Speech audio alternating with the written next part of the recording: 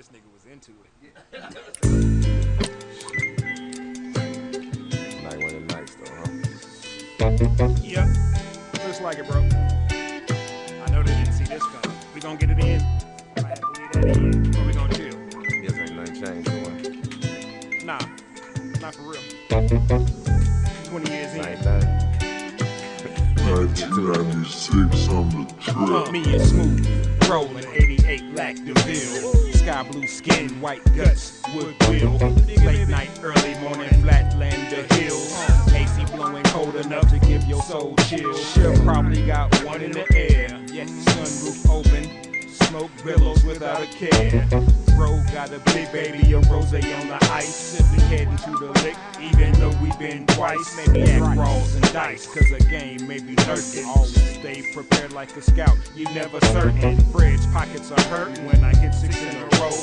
With blue inside bet Willie, we draining them slow. Vibration on my hip, so it's time to go. I'm out. He wants to run it back, but I'm laughing, saying no. Head to the lab, get the tracks for the show. This was first on the set. Tell them how the hook goes. Spaceships and collard greens. It don't matter what you know, all that matter what you dream. Spaceships and collard greens. It don't matter what you know, all that matter what you dream. I grab my lighter, grab my drink, and check my drip. And as I lock the door, pulled up a spaceship. Let's hit the spot where we going. You know that I said quick. Where we going? Just relax, BS. You wanna hit shit? I'm like, nah, I'ma sip this. They gotta do best. You know I set it up on the right, you set it up on the left. So we hit them wide lanes and night lights and bird's eye. Find things with nice frames can turn mine. Hey. So we headed to the spot, the late night type joint, screaming, give me what you got. DJ might play, let it pop and don't stop. Or I love it when you call me, but my name ain't Big Pop. So as we rolling up and rolling out under city lights, I take a sip and keep it loud and start feeling like this is the time. And man, this could be the night. A lady beamed me up and said, we can bump this ride. Spaceships and collard greens. It don't matter what you know, all that matter what you dream. Spaceships and collard greens. It don't matter what you know, all that matter what you dream. Spaceships and collard greens. It don't matter what you know, all that matter what you dream. Spaceships and collard greens. It don't matter what you know, only matter what you dream.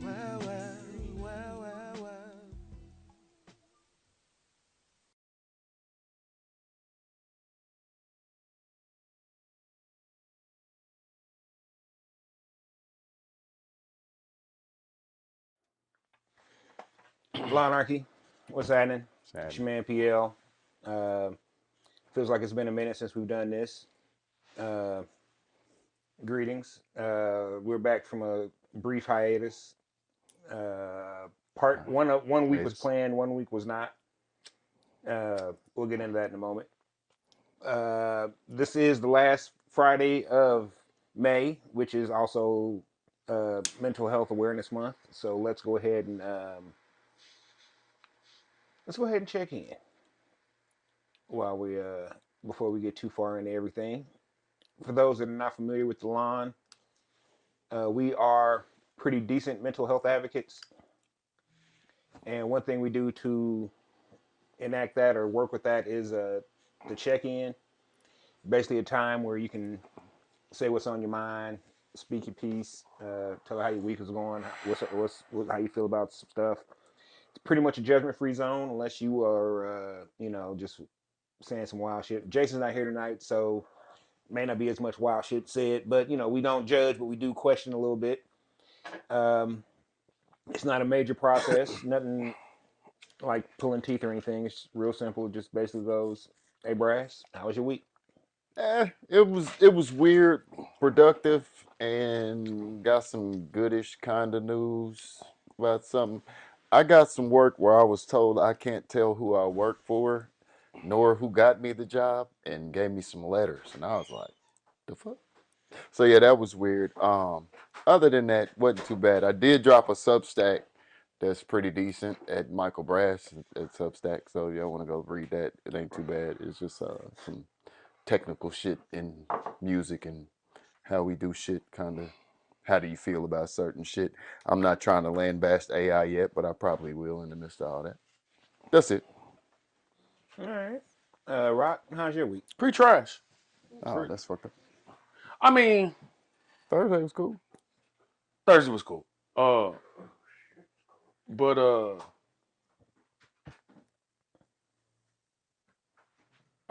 last weekend was the anniversary of Mom's death.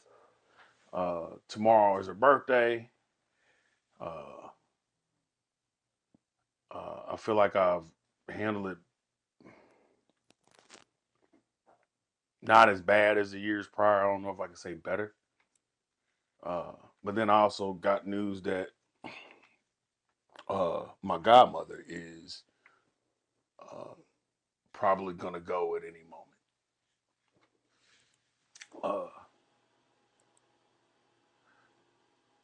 I'm just tired of hearing motherfuckers being at death's door, man. Like it's but it's crazy. It's like I'm almost numb to it now because if I was gonna be shocked at every moment like that, I'd be on the death's door myself. You know what I mean? Yeah. Uh, but I know this ain't gonna slow down. But I'm just tired of people close to me, integral to my upbringing, coming up out of the equation, man. But Understandable. Unfortunately, it's only going up from here, man. yeah, yeah, I just always tell my boys, look at it this way. At least now, more times than not, it's natural causes as opposed to yeah, yeah, foolishness and stupidity. So, I take solace in that because we all got to go. for sure. So I just would rather my story end. That, oh man, he just laid down and didn't wake up, Yeah, at least peaceful. You know what I'm saying? as opposed to a nigga was leaving the podcast studio, got shot and killed in his car. Dumbass drunk driver, some dumb shit. So yeah, man, I understand. Um, Shit, this week was I don't know, ups and downs, man. It's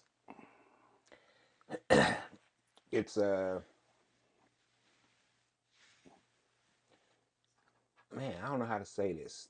It's getting slightly more difficult to be an artist now. I feel like. My goodness. You feeling it too? Um, Haven't been able to do anything lately. well, it's not even that. It's more along lines of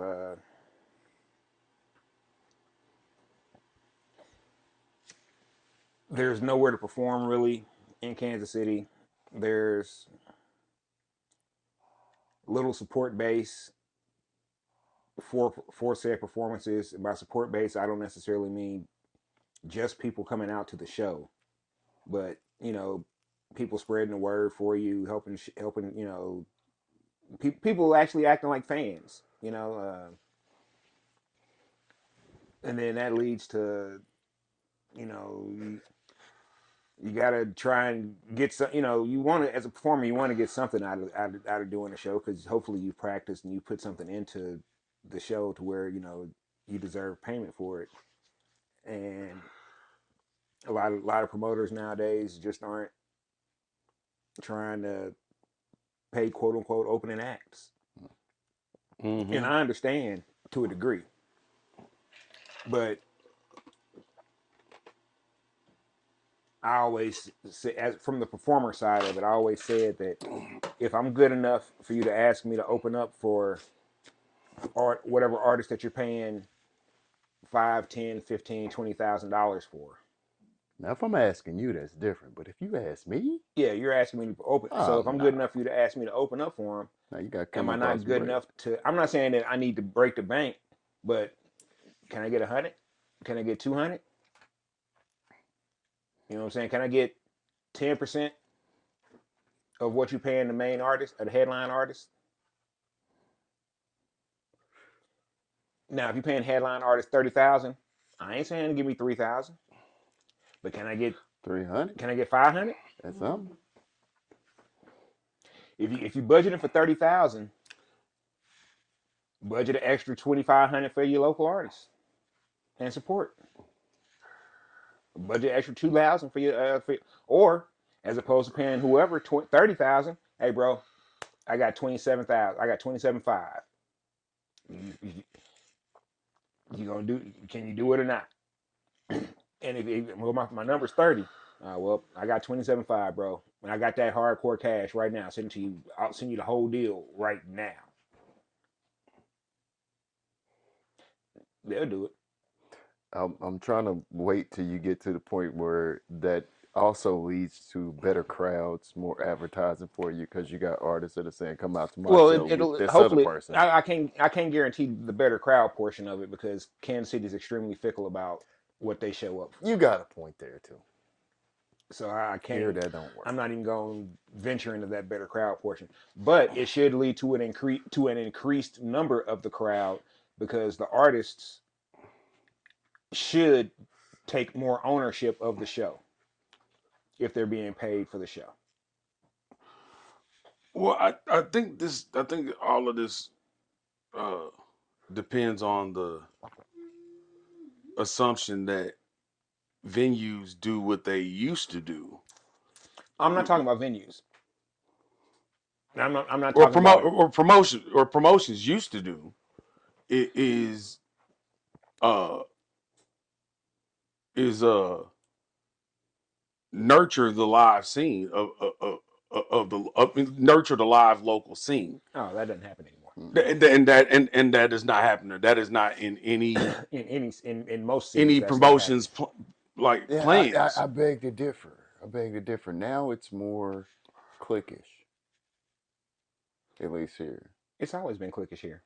Well, Yeah, yeah, yeah, but now it's like one click, no, so you see the same shit over and over again, but the opportunities are less. and that. They are paltry compared to what they were 15 years ago. You got a few. You Hell, got 10 people. years ago. I'll hand it to Sammy Sheets and Vertnam.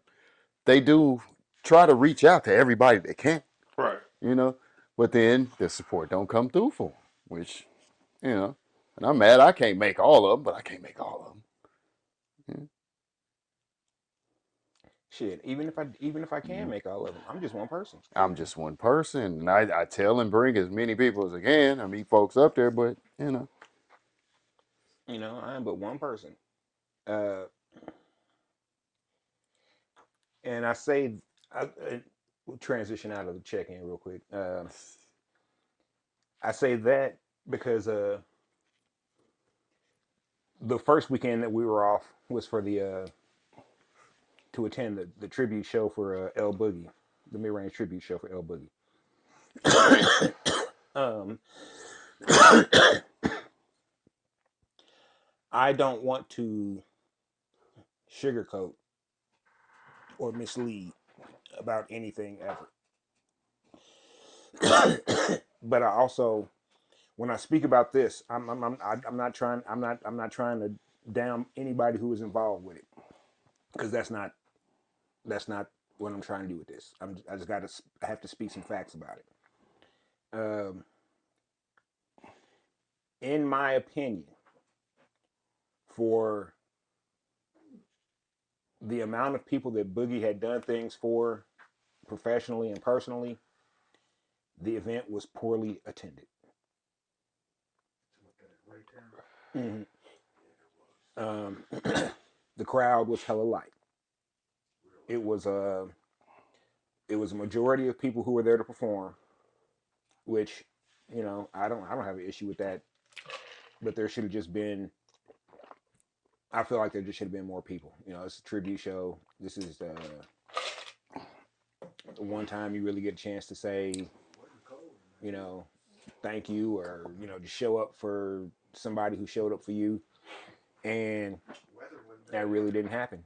At a minimum, there are people there that use his name to either name drop or whatever. Oh yeah. That did not show up for that. Oh yeah. But won't waste no precious time talking about them on my precious tape. Quote MJG.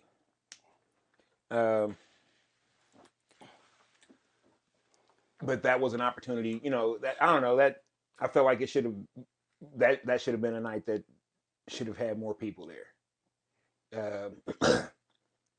A show I went to a couple of weeks ago. Great show, but once again, turnout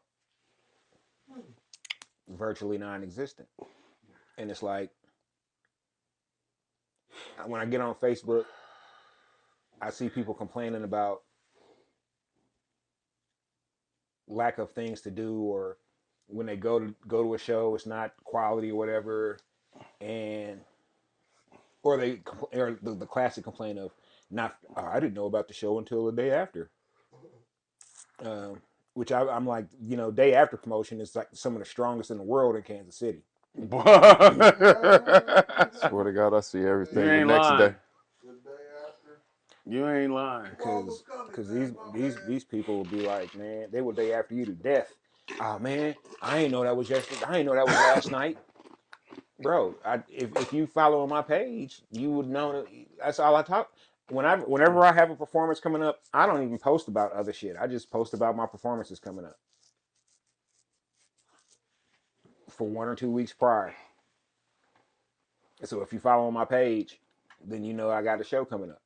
But what it is, I could post something about being pissed off or being mad, or fighting some dumb shit. or some stupidity. I could post a list of my KC top 10 rappers, and that's gonna get traction. Yeah, it's gonna pop on first. But Because there's opportunity for controversy. But let me say, well, who are you all who are you willing to come spend $10 to come out to see? Crickets. It'll show us 3 days. Who are you willing to support about sharing a video, or they do blah blah blah? Crickets. It's like, hey, we can't continue. We'll never strive. We'll never grow if we are not doing the little shit. And the little shit seems to be the most difficult for these motherfuckers here. And I'm only speaking from a Kansas City perspective. I have an understanding how it is in Chicago and St. Louis and Denver, and I have an understanding how it is in these other places, and it's not much different. But I'm just speaking about and to Kansas City right now, both sides, because y'all know I don't play that state line shit. Get your shit together. Period. Bottom line. If it's almost June 1st, June 1st will be Monday. If by June 1st you don't have 3 artists in your mind that you're thinking about, that you're gonna support for the summer, what are you doing? Because whatever the mainstream is pumping out to you, you already got that in your mind. Oh yeah, nigga, we're gonna be bumping this all summer. We'll find some quote unquote local shit. It's something out there. It's enough of it out there. I get a billion notifications about new songs every day. So find 3 local artists, 3 regional artists, 3 independent artists, and fuck with them. Buy they shit. If they on Bandcamp, buy one of their CDs, buy one of the albums. If they on iTunes, buy the single. Spend 99 cents with them. God damn. We're not asking you to bend over backward and give up your ass. Hell, go listen to him and like the shit on the. Hell, if you fuck with Spotify, yeah, keep it on repeat on Spotify. Share it from the Spotify. Do something besides getting behind these goddamn computers and phones and tablets and complain. Oh man, it ain't nothing to do. Oh man, how come we ain't blew up? How come this is not? Nigga, look at the man in the mirror first. That's why we ain't blew up.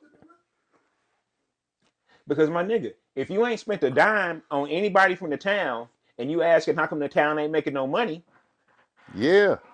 Yeah. Nah. my nigga, it's because you're not spending no money. Nah. And if it's to a point to where you can't find anything, any event, any artist to back, make one. Because apparently it's easy according to y'all.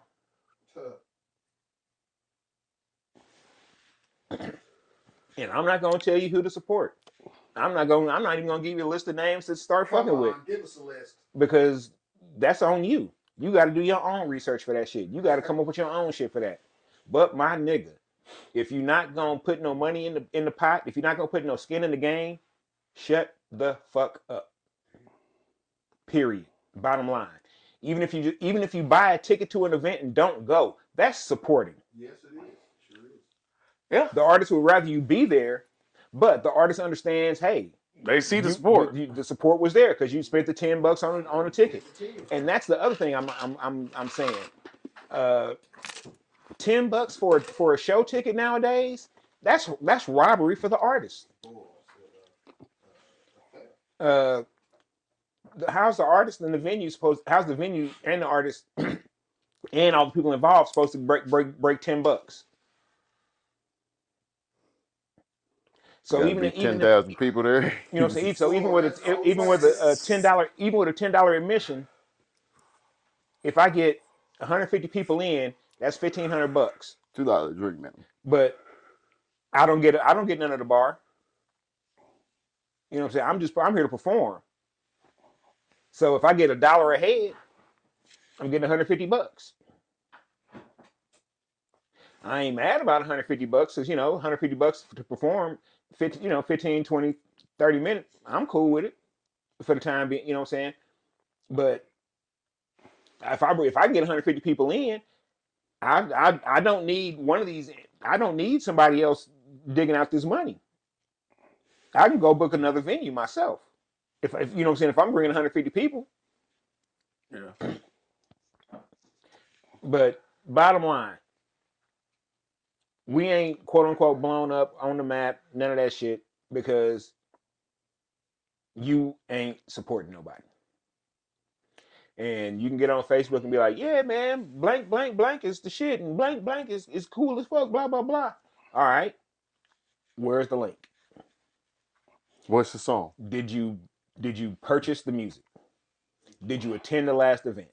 Are Are you you wearing? sharing the links Are you for wearing a the T-shirt? are you getting merch? Are you going to meet and greets? Are you doing anything to support said artists outside of just saying every once in a while, oh yeah, man, they cool. I like this guy to look like something. Hey, uh, it's hard to be an artist in Kansas City now. I feel sorry for him. Low number of venues, low number of people attending shows, low number. I won't say low number of people buying merch, but it's low number of artists providing merch to be purchased.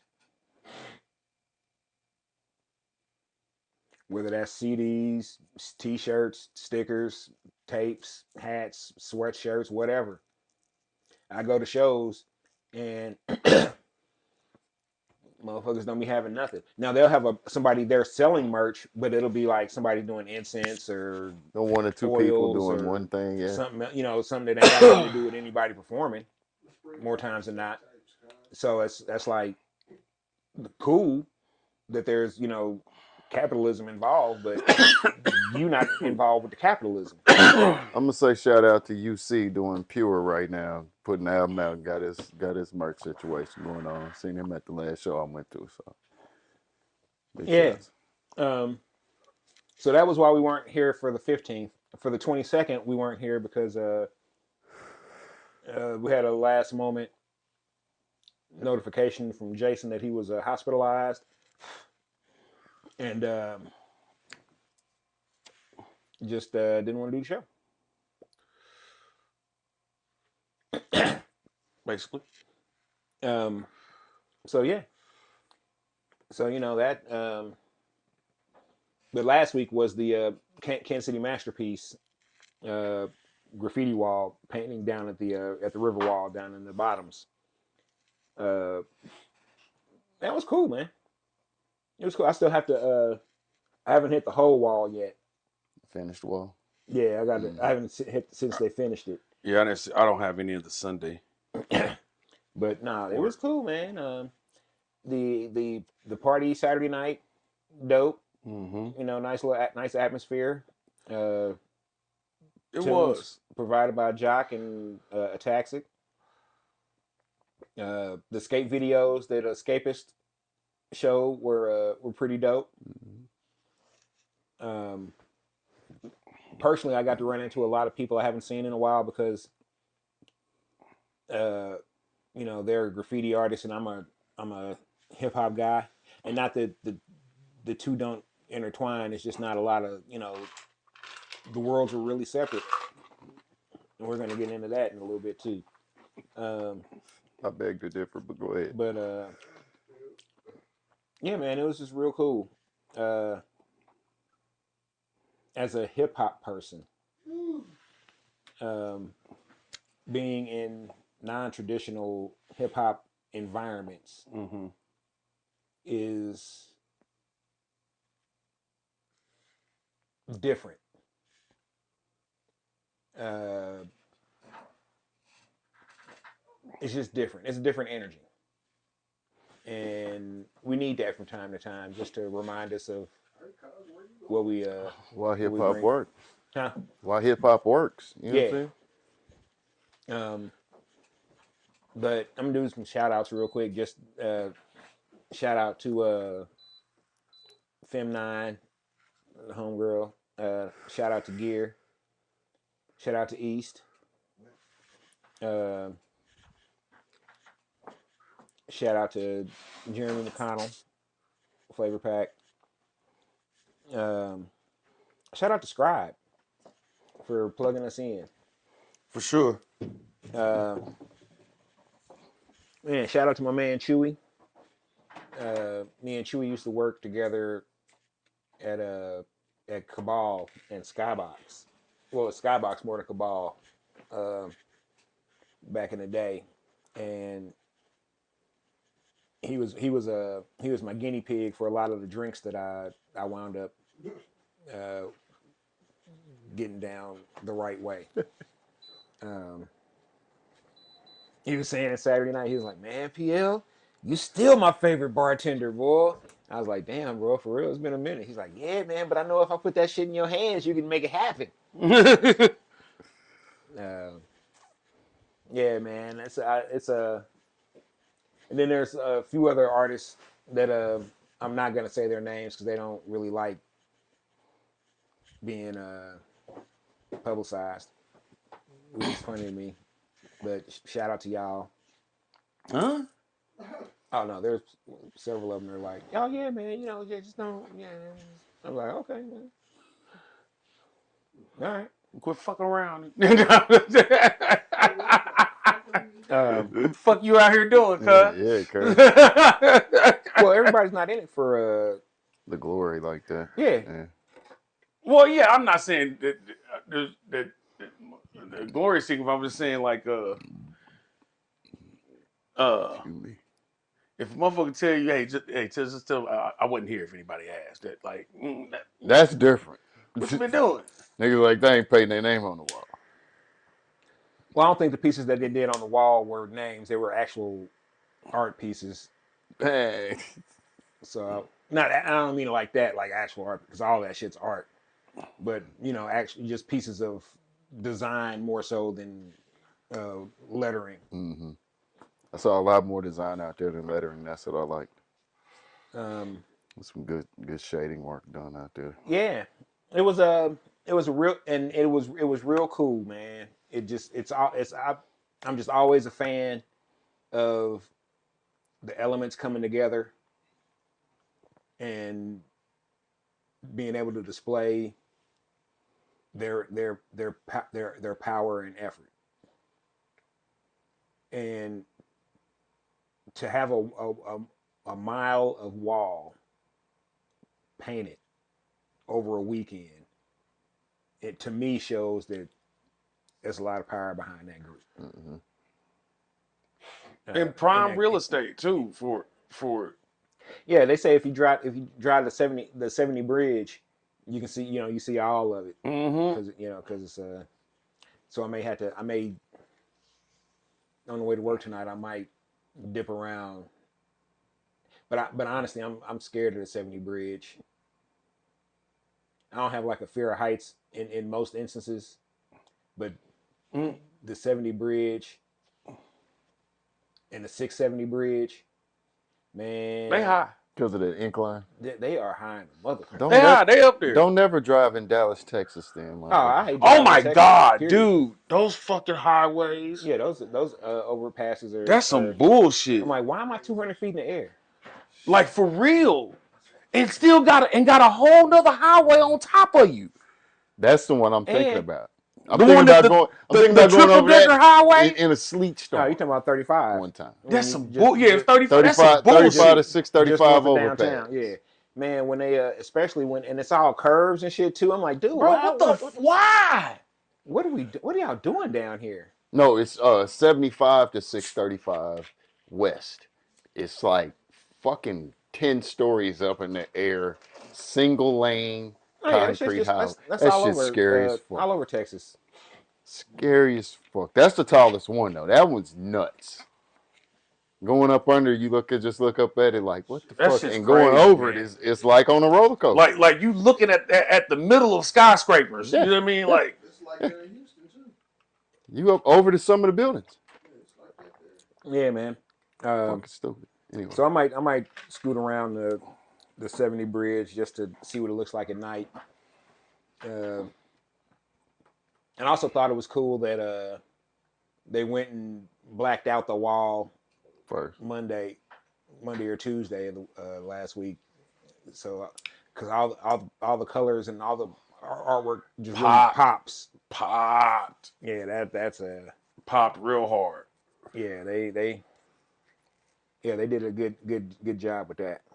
The blues and the greens I saw like really popped off of that. All the oranges and yellows and pinks Mm-hmm.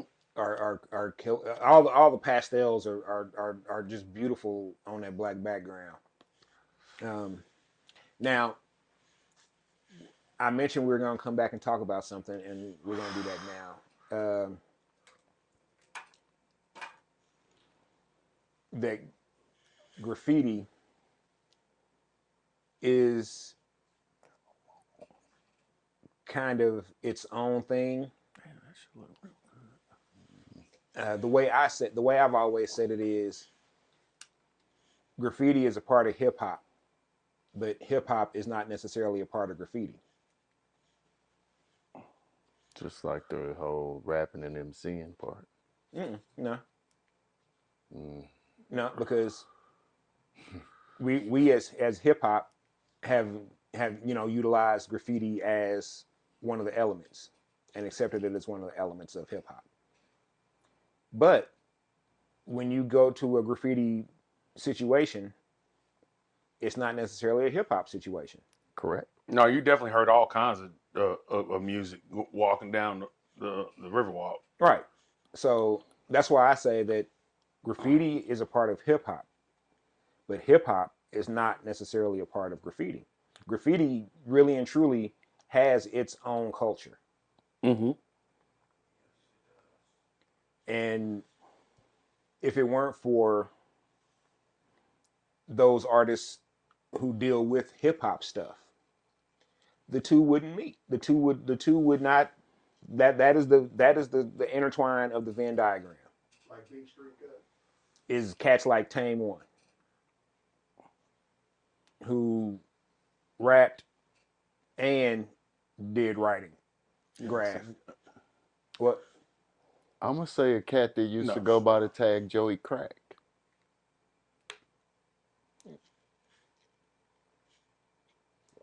I didn't know he did. I didn't know Fat Joe did graffiti. Or KRS-One, who they did a whole ass song about graffiti with the shit and was painting in the video. Yeah. So that, but if it weren't for those the people in that part of the Venn diagram, graffiti would be off on its own, doing its own thing. Yeah. So, I don't know. no, it would.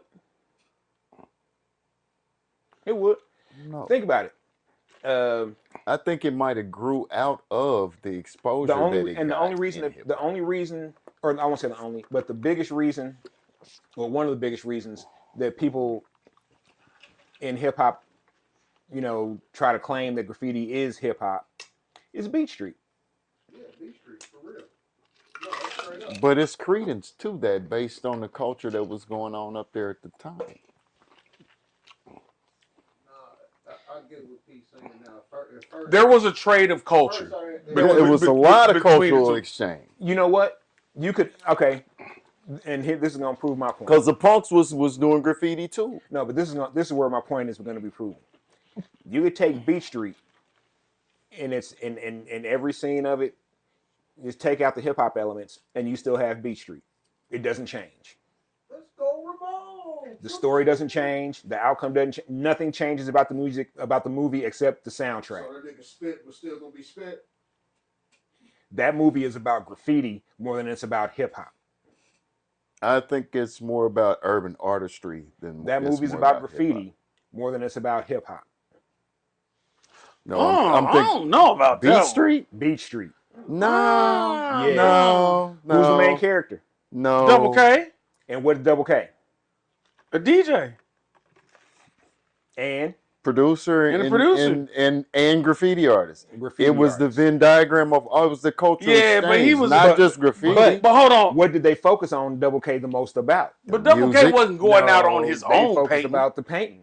The music was that the shit- action. The painting was the The drama. music was just the shit that was hot to a degree, and that was able. That's what they were like. Oh well, we gonna slide these elements in real quick. I don't think you can say that, man, because he only painted Okay. once in the movie. He may have only painted, but the movie is about graffiti painting, Because you can't party all the time. right? That's why the movie was about graffiti painting. But that's why it seemed like the almost movie every was scene, about graffiti. they talking about bombing, where they gonna throw up, where they gonna do and blah blah blah. It may be some rap playing in the back. You know what I'm saying? You may get the scene with the Treacherous 3 at the party or whatever. You might have his little brother a Us girls can breakdancer. boogie too. You know what I'm saying? But You might have his little brother a too. breakdancer too. Or the music situation. go break Am I dance. thinking of I the wrong mean, movie? there are elements of hip hop in the movie, yes. Where he's getting But signed that to movie is something and about- the dancer and all that. that That's movie not. is primarily about. I'm not going to accept primarily about graffiti. I'm gonna say movie- the antagonist was a graffiti artist, and that was the main. But The if main mechanism how of can moving the movie antagonist be a forward? graffiti artist, But if nah, the it movie's ain't not mainly about graffiti. How can the antagonist be a graffiti artist if the movie is not? Because Technically, as the a graffiti antagonist artist, was not the problem of the movie. The problem of the movie was him getting his art out, which Nah. wasn't graffiti. Spit was the problem of the movie. He just wasn't. He was a problem in the movie. He was a minor antagonist side situation. If to it be wasn't for honest Spit, with you. Ramo lives. Rainbow lives without spit. Side quest. Because what was spit do? What do people remember more about Beat Street? I'll give you that. Double Still K side looking for a quest. deal, or Ramo dying? I mean, personally, and it may just be biased, but the whole DJ aspect of it is what really Me too. set in for me. In the songs, I said Ramon. Even if it's Ramo, it's a song that I remember. Not him. Strong, bold, and demanding. Yeah. I say Come that on, girls man. that stand there. Come on, man. Often imitated, son. but never duplicated. And how much longer True. did the movie last after Ramon died? After Ramo died? It was over. The song, it was over. The climax was still left because the performance was the climax. Was it really? The painting Yes. wasn't the climax. Maybe in the writing it was the climax, but nigga, that was not the climax of that movie. Ramo dying is the climax of that movie. There is no singular moment in that movie. Did that he is- ever get his deal though? Who? Nah, They never. Double saw K? him get we his never deal, find out. We never You find got out. a deal DJing. No, I'm talking about get his deal through who is old girls? Oh no, that Dance was and never stuff the other gonna night. happen. I'm gonna Yeah, have to we go. never- Now we I never- gotta go back. Everybody assumed that was supposed to happen, but Yeah, we never found out. Fuck you, recast Beat Street ooh. I mean, I don't have a problem with as it. a period piece though. So you still got to make it in the '80s. I mean, I don't have a problem with that. So an '80s recast. No, a recast today Mm-hmm. for a remake of Beat Street. So they remake Beat Street today, Okay. but it's about the breakers and the graffiti artists from the '80s. Okay. I'm sorry, the graffiti artists and the breakers from Okay. and DJs from the '80s. But you got to recast it with cast from today. Idris Elba for Double K. About 15, 20 years ago. Nigga. Would have been perfect. Nigga. He just a little dude. He gonna de-age. They ain't gonna put him in bond, nigga. The nigga need to be Double K, nigga. He needs to be. He could be. Hold on. Now he can But be hold Cool on. Herc. He can play who Cool Herc played in But hold on, Double K looked that old in the No, he fucking didn't. movie. He was. Nigga. He was 30 something though. It was like, Nigga, that is O.C. Davis's son. bro, you in high school? He looked like his little brother. That don't look like his son. Oh, motherfucker! Speaking, I saw a picture the other day of Fred Sanford and his wife and James Jefferson. Good times and shit. They was in their 30s. Yeah. The chicks was in their like 50s. Man, I Yeah. was like, what the fuck was up with these dudes' hairlines, boy? You was, Talking about the nigga John Amos. boy, John the Amos. 70s is doing you Negroes bad in the head. On boy. y'all. It's on y'all, boy. What's wrong with that, man? That was the cut. Woo! But That was manly. That's how back you knew then. you was grown, nigga. You lost some hair, nigga. And you got the boots with the zipper on the side. but You don't that want was, the buckle? But this was all brought up because Jay-Z did that. Yeah, It was the man. Complex interview. Is it Complex? I think so. He did whatever the last interview Jay-Z did, and in that interview he says that graffiti is not hip hop. He also said Period. it's okay in certain places. He says it's beautiful in certain places. certain places, like where he sold crack. I don't want to even begin a diatribe about the Jigga Man, because it wouldn't be futile. I've come to learn that there are certain artists that I'm just not going to debate about. Excuse me. And Jay-Z is one of those artists. Come on, cuz. I just thought that nigga had matured. Meh. All cards on the table. I've never really been a fan. Meh. I respect what best. he's accomplished because, yeah. But I don't know. After all these years of selling dope, and then you hit us with the 444 album, Mm-hmm. that's bogus. Man. You could have been sprinkling the message of that, you know what I'm saying, that message from the 444 albums. You could have been sprinkling that throughout your 20 whole career, years ago. throughout your whole career. Yeah. No one was saying that you had to be a wholeheartedly political rapper. But my nigga, did you ever have any actual positive messages in your Hey, that music? nigga got caught fucking around and he needed to villainize somebody. Quickly. Villainize itself, I guess. Quickly. Back to Sean Carter and Jay-Z. But yeah, so he mentions Keith Haring and Basquiat, but Keith Haring and Basquiat were actual players in hip hop Yeah. situations. Basquiat produced some music. We did a lot of artwork, a lot of album artwork for Cat. But he funded some. I don't know about that. Probably I just know executive. he did his thing. He did artwork for Cats, so I know that. And Keith Haring, shit, For me, it was the Subway art that made me find out, But then, Cats was using his shit too, or he was doing shit. He's doing shit for Mm-hmm. Cats. So I don't know. Um, graffiti has its own world, and I appreciate that. Hold on. If you ain't gonna say that Keith Haring influenced hip hop culture, then you have to say that he influenced black culture because it's one of the two. It's a cultural trade, man. You had to be in New York in the 80s, man. Straight Uh, up. Shit, not really, because he was doing them damn. He did the Coke commercials. He did that whole advertisement run for Coke, mm-hmm. and didn't he do one for Benetton too? Mm-hmm. And then shit, Did he do some shit for Yo MTV Raps? yeah, and then you see hella ads, shit that he would do for ads in like Source and Vibe and shit. I, bro, I want to see it just all this shit just proves to me that nigga's never been part of the culture. That nigga has always been an entertainer. Yeah, drug dealer turned businessman Character.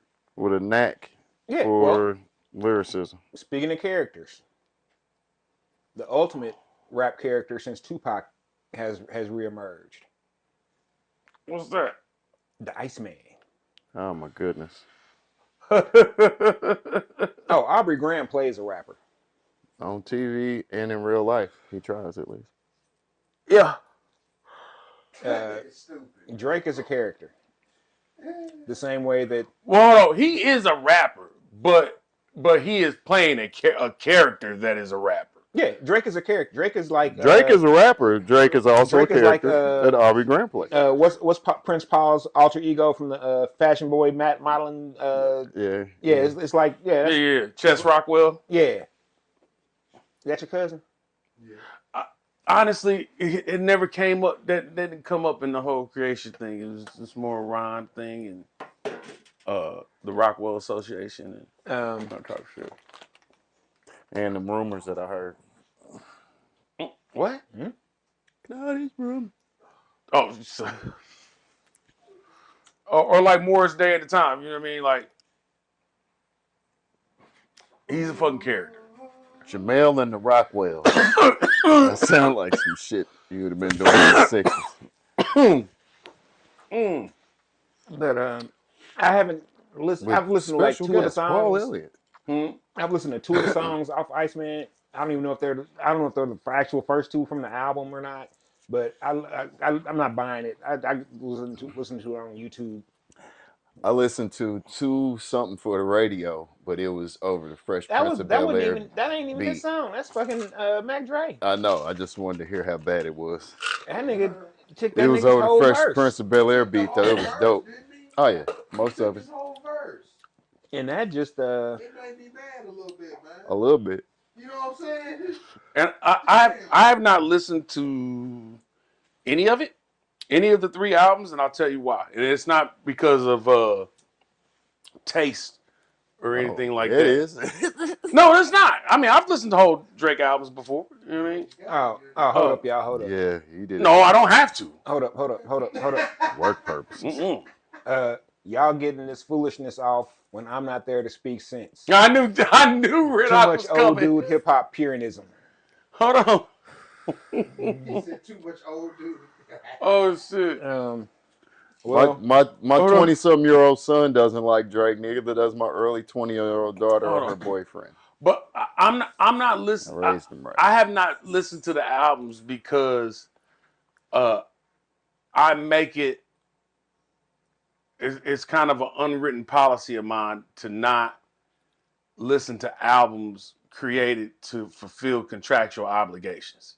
I thought he was about to say from pedophiles.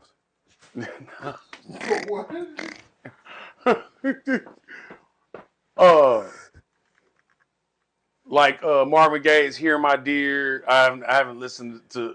I've listened to maybe 1 or 2 songs off of that, but I listened. Post-mortem albums, you'll be listening to them neither?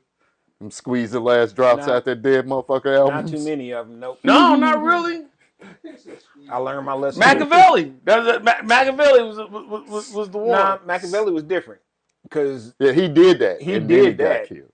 Just He like died Life before the After release Death. of Machiavelli. Most of Okay, Life that's After fair. Death was done before Big died too. Yeah, I man, give Life that. After Death. But But all that anything other after shit, them, nope. I'm real sketchy on. Oh Now, yeah, them I don't mind the remix album that you know what I'm saying, because that was shit. Most of that shit was done, or half of that shit was done before he was. They just wasn't gonna never It's put that shit out, unreleased. yeah, and so they said, oh well, shit, we got a reason to put it out now. Yeah, yeah. you But know, he also, heard it.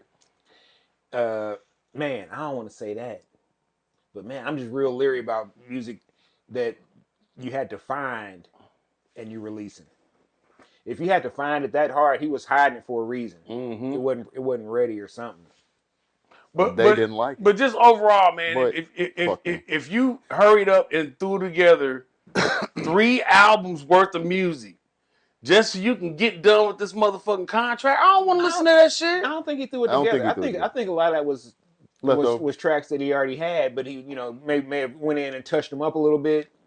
But that No, what he did was, I know just based off of some of the lines I've heard talked about.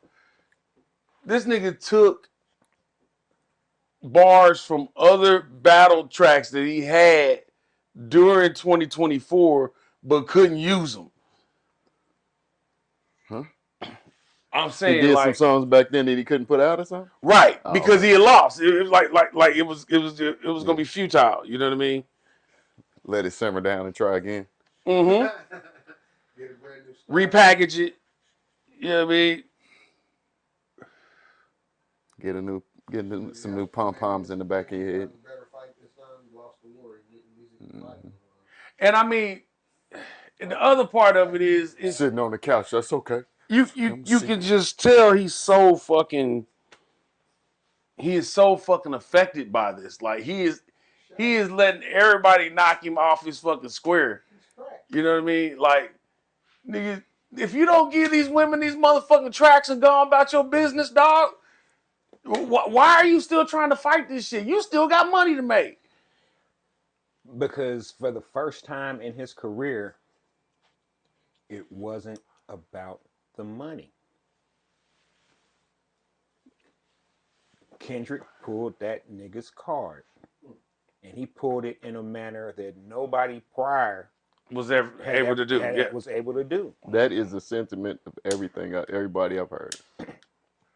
And because of that, he can't recover. He didn't come up in this. You feel me? That's why you remember years ago.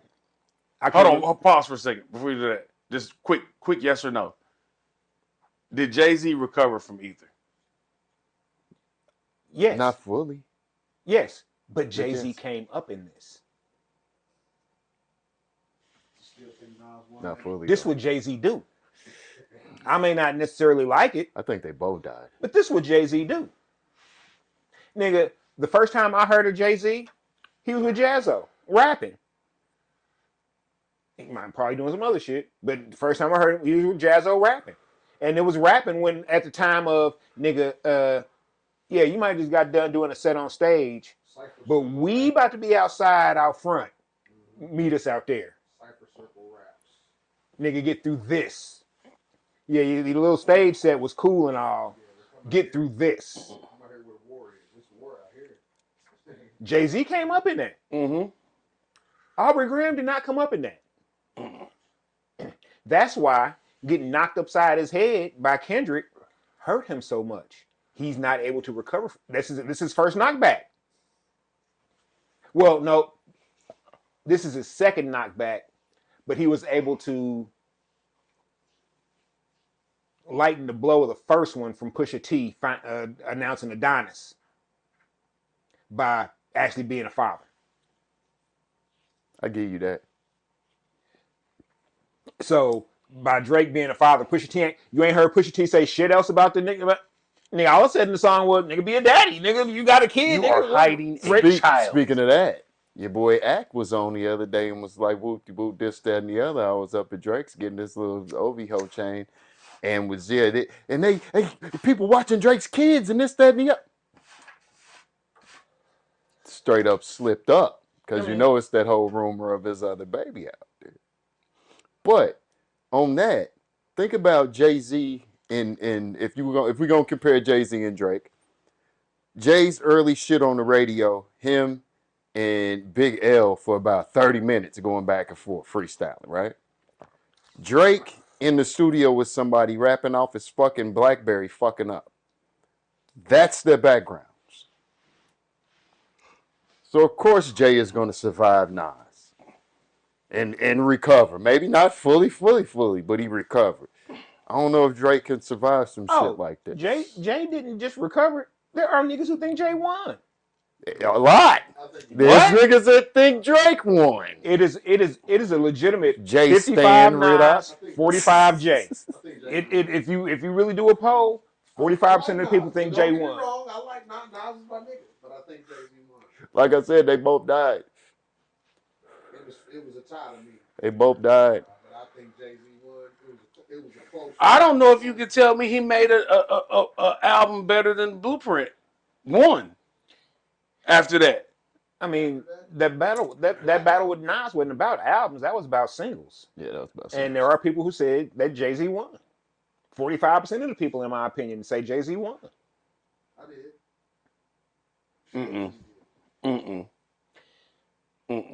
Because what are you looking for as a victor? Hey, that nigga, that. I mean, I've seen them both live, so I know they both go. Hey, ain't nobody never gonna not say that. That nigga, I couldn't pick one. that nigga Jay went too far. I really couldn't. That nigga Jay went too far. That nigga started World War rap, nigga, like to try and prove his dominance, and yeah, you got to be able to survive hell, and that's what came. That's what came. Now, yeah, did he get out of the hell? Sure, he did, but I don't know that there's anything that came out harder after the Blueprint.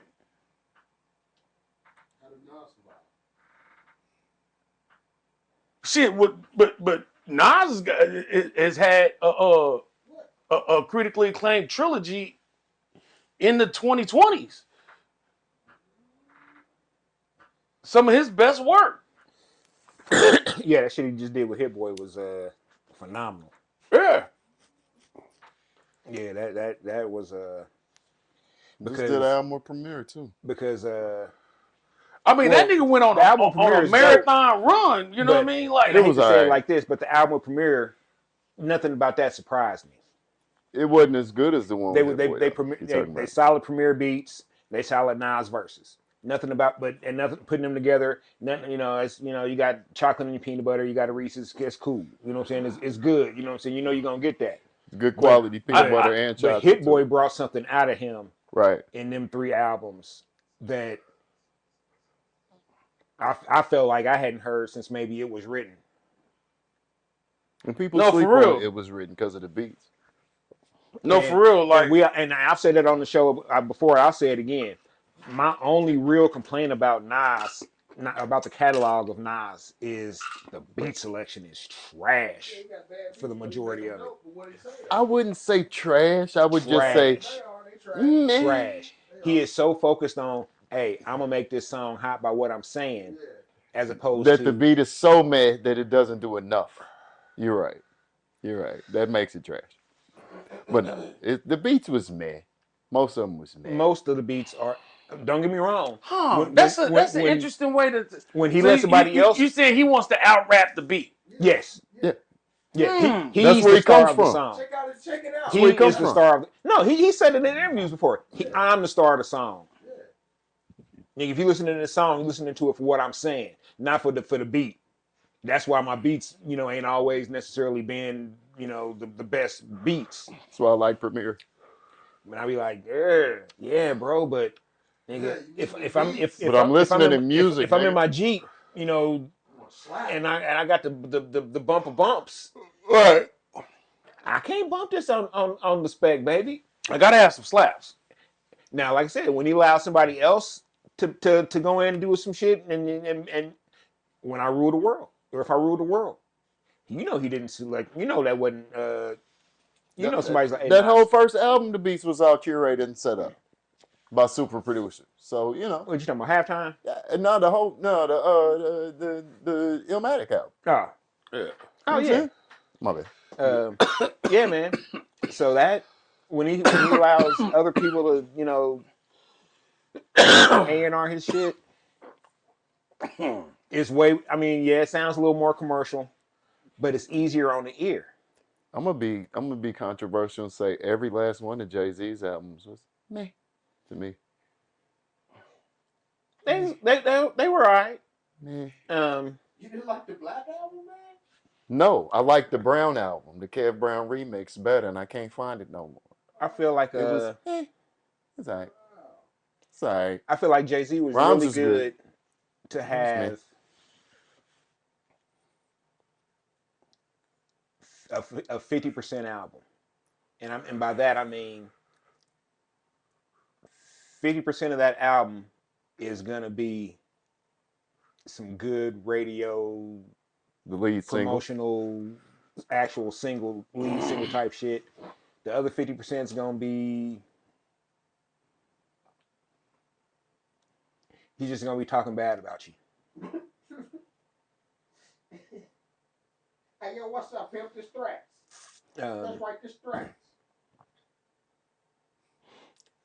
And maybe that's one of the other things about Jay-Z that I just it just dawned on me how to say it. I've never heard this nigga uplift anybody. No. No. Very self-centered. You know what I'm saying? I've never heard this. Narsa rap. No, not help a hand out for a motherfucker, man. And don't get me wrong, I understand. Pimp named Slipback said, "I don't do shit for the homies." I get it. I get it. But even if you don't do shit for the homies, you still kind of do shit for the homies. You know what I'm saying? Hey, hold on. Hey, I don't compliment. I do not congratulate. hey, I'm not doing a goddamn thing for the homies. hey, Hard Knock Life might have been a better album than The Blueprint. I like that. Hard Knock Life is the album that I like the most of. That was like, yeah, it was. But Hard Knock Life also has them beats. Hard Knock Life had them beats, but Hard Knock Life traumatized me because it was a lot of club songs, and that was a lot of traumatic times at clubs for me. Boy, I didn't like it. that motherfucker had some knocks. Yeah, Hard Knock Life was But it had some dope knocks though. Plus, I seen the concert. Hey, if you would have, That- even if you didn't get Can I Get Her on that album, you still got Hard Knock Life, Money Cash Hoes, and Nigga What? Nigga, what? And nigga, who? That's crazy. man. Since you brought it up, that Emil experiment was just not timely. They or wasted some good beats on that woman. She seemed like a nice person. I've seen her in some interviews, and she seems cool as shit. I'm just like, man, what were y'all thinking trying to make her a rapper? This was not. Was she a stripper? Probably Was did she the some first stripping. strapper? The first professional strapper? No, I don't want to say that. Just say yes but I think there may be something to that. Yeah, I feel like her. I feel like Eve. Eve, Well, I know for Eve sure. was. I feel like Charlie Baltimore. Mm-hmm. I feel like the one who wasn't was Little Kim. And She Foxy was a Brown, because drug Foxy dealer, Brown so was she like didn't count. 15, 16. Right. Yeah, she was just a kid. But, in New York, they had some whole other shit going on, so she might have been stripping too. Shit, ain't no telling. Straight up. We got work for you up in Manhattan. Oh boy. It is some rapper niggas in the Epstein files. Mm-hmm.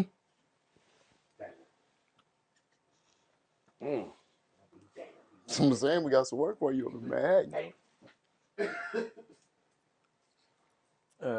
Jason said, American Gangster, top 10 rap album all time. I'm questioning y'all ears right now. Oh, okay, hold on. No, not all time. He said all time. Whoa. Hold on. Name one song. God damn. I can't even think. Jay-Z did an album. Rock He did the Boys. Rock Boys. That was on that album. It was a solid. Oh, it was a solid album, but that was on that album. It was to me. It was just that one was the one that was just okay to me. Hey, All of them was in there. and a lot of people don't know this, but the original Rock Boys ain't shit compared to the Mike Love remix of that bitch, the Nigerian gangster shit. That shit was fuck. Hey, that Nigerian gangster. That shit. That motherfucker was cold. That nigga. shit went hard. But well, hold on. Did they do? That's right. I had the fucking soundtrack because it came with the because the DVD that I bought was had like 5 Box set DVDs. situation. Yeah, like 5 DVDs and like 2 different discs for the soundtrack. And I think one of them was the album was basically a Jay-Z album, and the other one had like actual songs. Because I remember Do You Blue Feel Magic. Blue Me? Magic I wouldn't say was a hit. Well, yeah, I bootlegged that movie, watched it 1,000 times. Yeah, the movie was better than the soundtrack. Hello, Brooklyn. I know. Party Life. That might have been the best track on that album. On what? American Gangster. Shit. That little Beaver sample. This is that party life. This is that party life. No, I can't give it no top album all time. It's the closest to it's the closest to Jay reaching that Blueprint or Hard Knock Life level. We talking about Jay Stan Riddock over here. But it's a concept album. It wasn't even that close. Jay Stan Riddock. Let's not listen to him. It's really a concept album. If you American Dreaming was solid. Yeah, that was true. I can't comment because But this was also around the time when one song you said was on there. I was Rock Boys. Yeah, that's the only one I remember. I was really questioning a lot of Jay-Z because the Rock La Familia album, the Emil stuff. I was just like,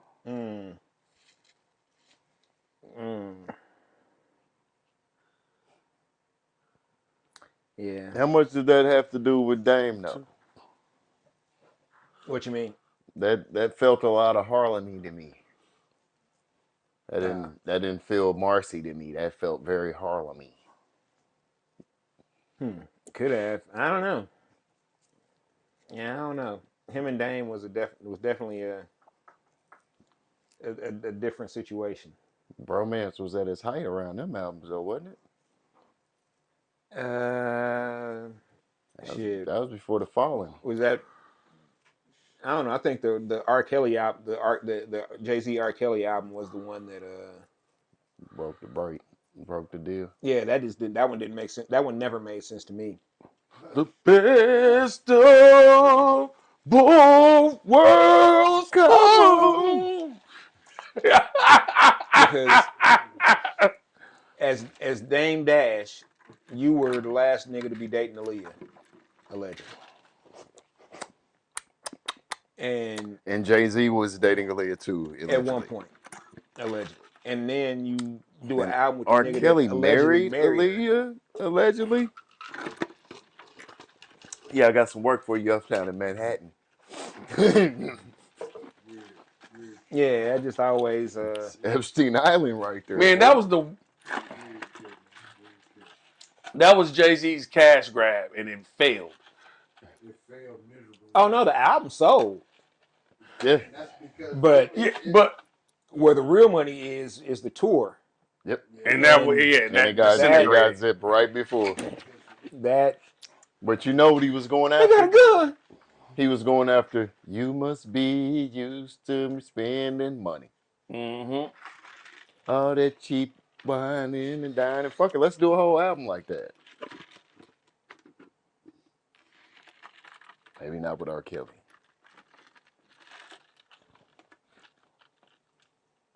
That's the one. That's the one I miss. That's the one that I was like, fuck, man. Like Well, the track that of R. Kelly's that I can't that it's hard to do without. Fucking you fuck you tonight. tonight. Yeah. That one is hard. He didn't write it. Shit. I'll tell you one that's hard is I didn't like the song at first, but it wound up growing on me. It's feeling on your booty. No. I knew something was wrong. I knew something was wrong. Hey man, this is my song for real, no doubt. Said the DJ's making me feel thugged out. As I look into the dance floor, we begin to dance slow. Put your arms around me. Man, nigga, look. This nigga could not read, but this nigga could write the fuck out a motherfucking song. God damn. This nigga couldn't read. Nigga, I knew that. Oh my God. Man, when I first heard that shit, I was like, man, what is this garbage? This is fucking stupid. And then, you know, KPR, because I You can't were listen. right.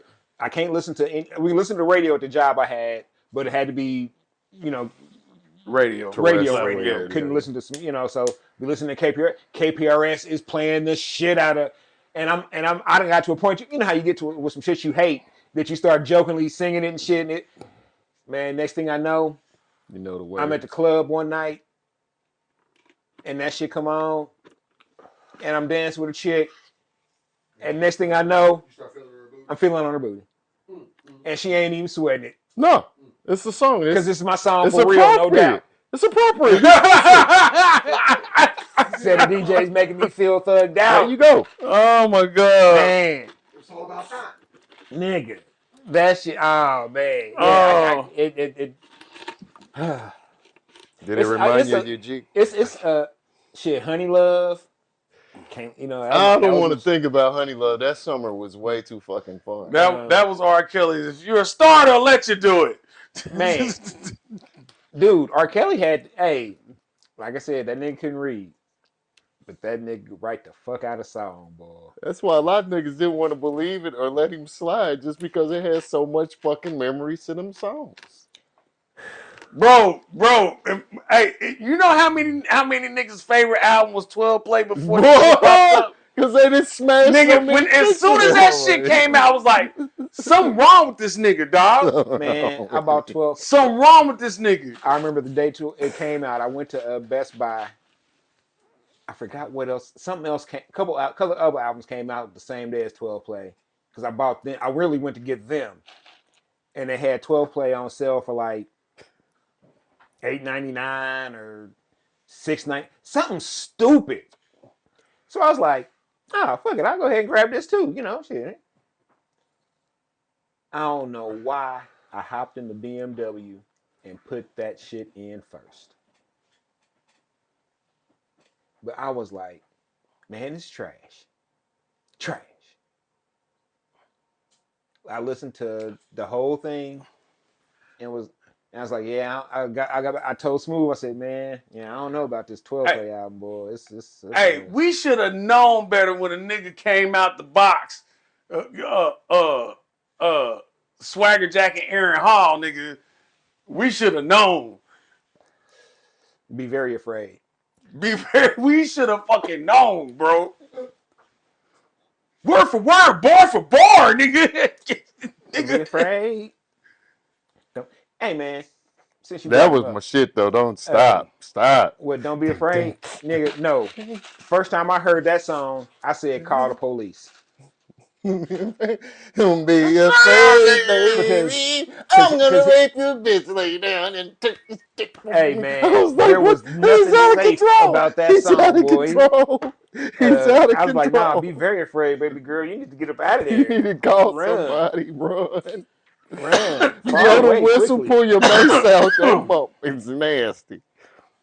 You'll be saying daddy to me. This nigga saw Oh, this, please don't hurt me. Hold on, man. Damn. What? this nigga saw an underage Gloria Velez and was like, I need to impregnate her immediately. 16-year-old Gloria Velez, my nigga. Into the Immediately, I got to lay Wu-Tang. one in her. Into the Wu-Tang and Midnight Marauders came out on that day. Then those were what I really went. Oh, matter of fact, because I was in '94, 93. or '93. I didn't have the BMW yet. I had the motherfucking. I had the Caprice. I had the motherfucking maroon Caprice. 84. Clean. Photo. Plush top. Diamond tuck. From whoever had it before me. I had this little baby, little Japanese baby superhero character that I won some arcade. I was hanging it from my rearview mirror. I called it Baby Man. I was like, yeah, man, shit, me and Baby Man, we rolling, baby. I was living in Lawrence. And me and my boy Brian Jones call ourselves DJing. We had a 5-disc changer, a Sega CD, a regular CD Walkman, and something else. And we had like a Radio Shack Mixer. mixer. Yeah, Mini Oh board yeah, mixer. so we just Yeah. We getting it we in. roll. We was really getting doing it college in. parties and shit. Oh nigga, we up there getting it. Pause Mix legends out here. No pauses. Yeah, I know. I was just saying, but that was the era. Now, you know, the mixes was somewhat train wrecky because we had no control over Pitch bender and being, yeah. but shit, they didn't. People didn't. We was doing for real parties on campus. Motherfuckers was hiring us. Damn. You was playing the music? So shit, and we had that shit. You know what I'm saying? Shit, and that's why I bought the 12 play album. Yeah, man, good times. But yeah, I listened to that shit and I was like, yeah, something's wrong. This nigga's this shit. I said when I was the first time I listened to 12 play, I said this shit sounds like junior high. Mm-hmm. Doggy Style was out around then. I think it came out a couple weeks before that. Yeah, just couldn't trust that nigga, dog. Yeah. Them niggas was. But then he hit us with Fiesta. Oh, nigga. Oh my God. Fiesta. Fiesta. Hey, Fiesta. and motherfuckers don't even realize how Oh, yeah, R. Kelly. how hard that motherfucker went. Man, that motherfucker, that beat was so. Oh, who did that beat?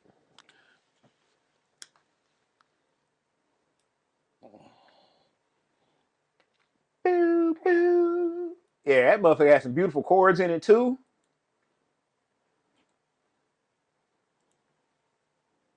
Poke and tone. Yep, makes sense.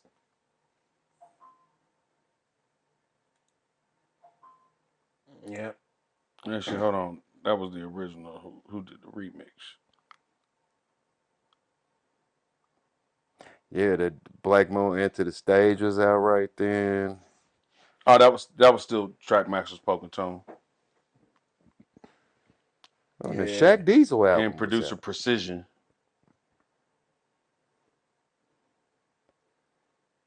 I didn't know 93 was such a good year, man. Oh yeah, shoot. 92, 93, 94. 95 was solid, but 95 was a build-up year for 96. Music, the drive-by came out during that time. 92, I think. Black Mafia, the Digable Planners joint, Gangsta Bitch, and all that shit came out. Strictly for My Niggas came out. Flavor Unit and the Naughty by Nature. CB4 came out in 93. I forgot about that. Damn. Bloods and Crips. That was 93. Mine's Playing Tricks on Me album. That was 92. Was it? Because it got. What is this Ghetto Boys album? Nah, Ghetto that was Until Death Do Us Part. Ghetto Boys. Oh, that was. That I wasn't know that was 92. 92 because I remember my senior year of high school on a Friday night getting ready to go out.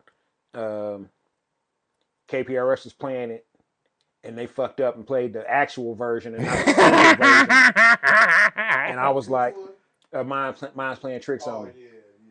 And I was like, oh, they are going to get in so much trouble for that one. So much.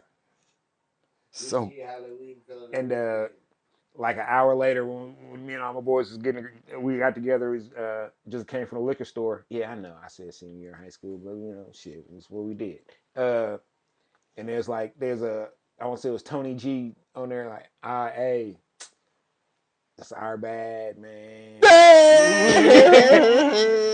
We truly apologize. Right after that, they came out against Gangsta It wasn't Rap. Tony. It was Myron. Yeah, it was probably Myron. It was Myron. Hey, that's on us. Poor Myron. Put the damn guns down. Oh man, yeah, that was a whole bogus campaign too. I'm Jeff Charney. Kid Rock you, put Jeff an album out there? Damn guns down. You ain't hard. Why is Kid Rock in the Wikipedia hip hop album that came out in 1993? I'm real upset about that. Did Ball with the Ball come out then?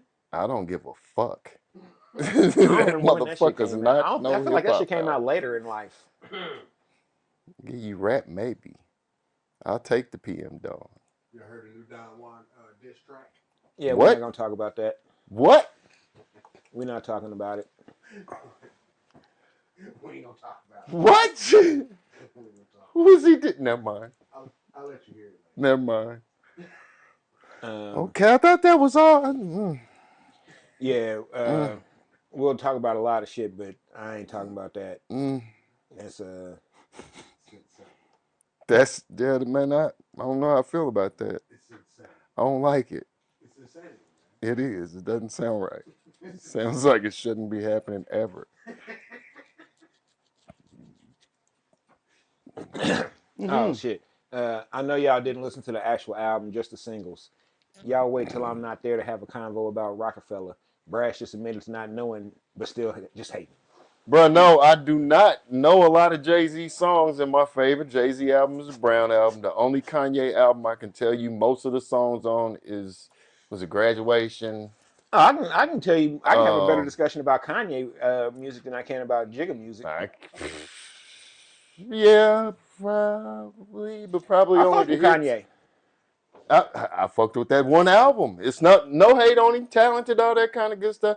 Jay-Z albums was just mad at me. He's a mad ass rapper to me. I'm sorry. College Dropout.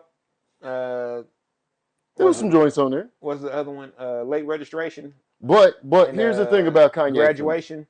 Here's the thing about early Kanye for me is we all know he stole a lot of that shit from old girl Sheena's brother, dude from Chicago that he was making beats with. We probably don't all know that, but I know that.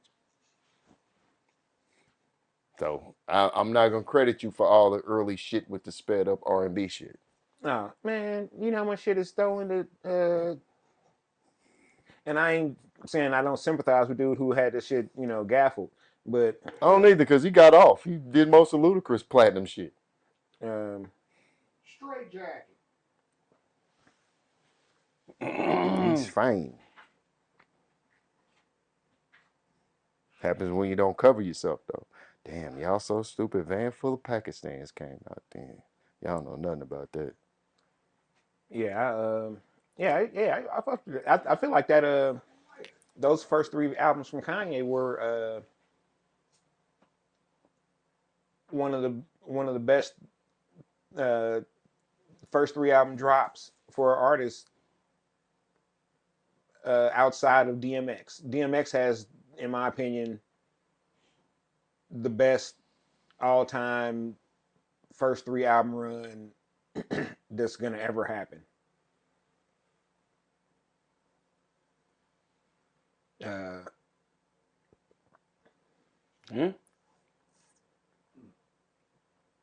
I like to do the PL and say controversial shit. Never was really a big DMX fan. Respected the dog shit out of his dog ass though. And motherfucker can rap better than most of them motherfuckers that was out at the time. So Shit, I love DMX. yeah. Oh yeah, DMX. love him to death. But I wasn't riding around listening to DMX a lot. I was. Oh yeah, Few joints, but not just rocking the whole DMX and his album like that. production Was nice. tastes Was good.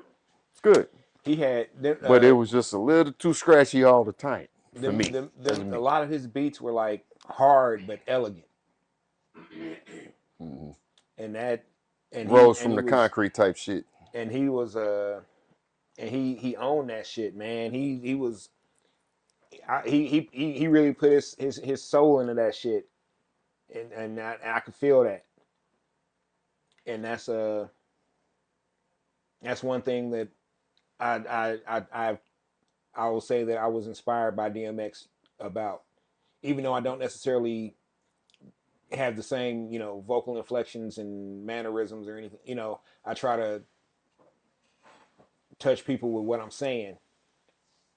Uh, but he did it not just through with what he was saying, but how he was saying, because that nigga was really in there screaming on the mic.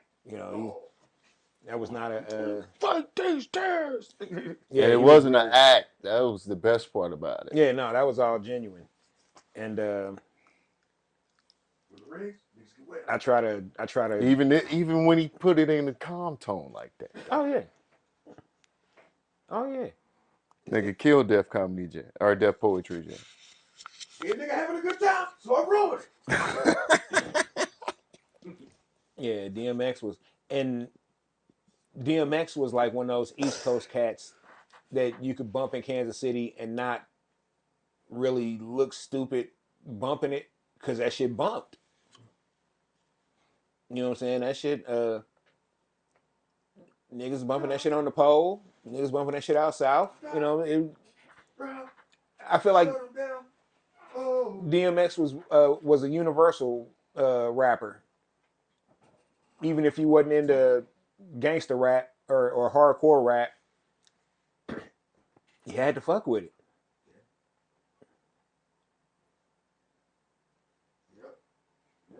Ironically, the most gangster rapper that I can think of that was grandma liked rap. That was who? Grandmas will like that type of shit. Oh, I could you old can people, get that off older playing people that like at the cookout and all that shit. well, because Grandmas, DMX was, you could understand what he was saying. that He enunciated and like I said, he was hype about it. You know what I'm saying? Shit, grandma, shit, that reminded her of screaming Jay Hawkins or some shit. Old Little Richard. grandma out there. What? Yeah.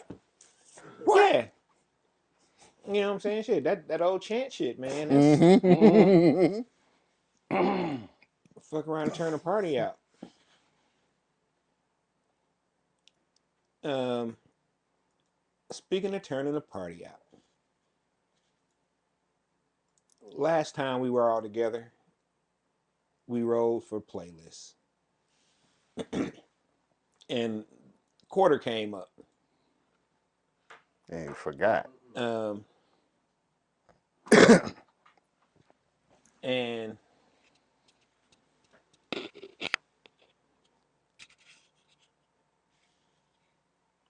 the topic, the subject, the genre was Chicago House, which I found hilarious that he got Chicago House and Brass got everything but Chicago House. Everything but. Now, here's the irony of that, PL. My son, right now, all we listen to is house at the crib. We over there chilling, playing games, and I'm over there working, doing whatever. It's all house music. All.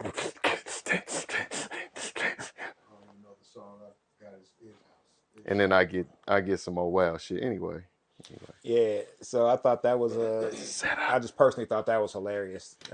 Personally set it up. Of course you would. What So quarter, what you got for us, man? you got, boy? Is Crystal Waters Gypsy Woman? Is that some Chicago house? It is not, sir. Well, why do they have it in there? It's Chicago I don't house. I believe mean, so. Yeah, actually, I'd Crystal say Waters ain't so. from Chicago. She ain't from she ain't from Chicago, Chicago, but it's housey as a but motherfucker. her music was very Very very popular up there. housey. Yeah, it's super house. No, It no, was though. It was though. no. Got That was New York House. Okay, I'm not gonna give you pushback on that. I said you heard me say it was very housey. I didn't say it was very Chicago housey. No, I'd say they played it up there enough. She's I'll from give it to you. Jersey, but that was New York House. it was house. That was absolutely like voguing type It was more house. bogey. You know, I'll give you that. you I'll know what I'm give you saying? More that. organs, less bass. Yeah, you know. Yeah, a lot of organ, a lot of orgasm. Uh, well, unfortunately, quarter the the easy layup has already been taken from you I know. inappropriately. I know. Hey, look, I was looking. I said, "Oh fuck, he already took it."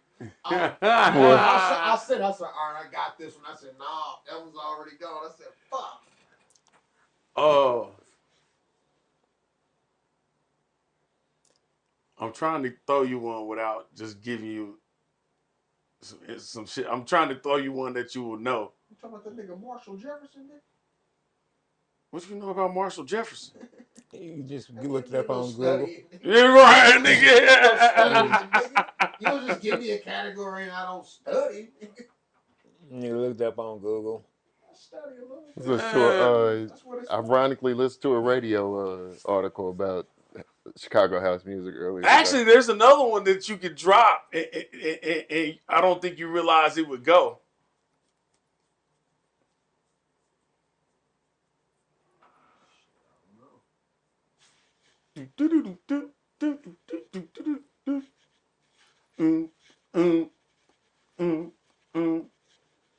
You can't just hum a house beat. Most of them sound the same from hums. Turn it out. Do, do. Is it? Well, technically, I guess it is. Yeah. You gotta say one hop. Charlie Brown, 2 hops this time. which no white person knows. Crisscross. Let me put this again. None of the white folks know the Charlie Brown part. They just It's go been to damn near work. 30 years. They just, huh?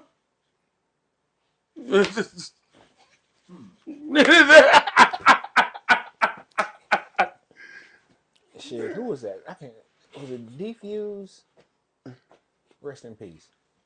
It's either Defuse or it was it might have been Green Velvet, but they were playing that in their set, and when the Charlie Brown part came, they actually played the Charlie Brown Yeah. piano thing. Yeah, I thought that was cool. Mm. The zombies in the back thought it was cool. So,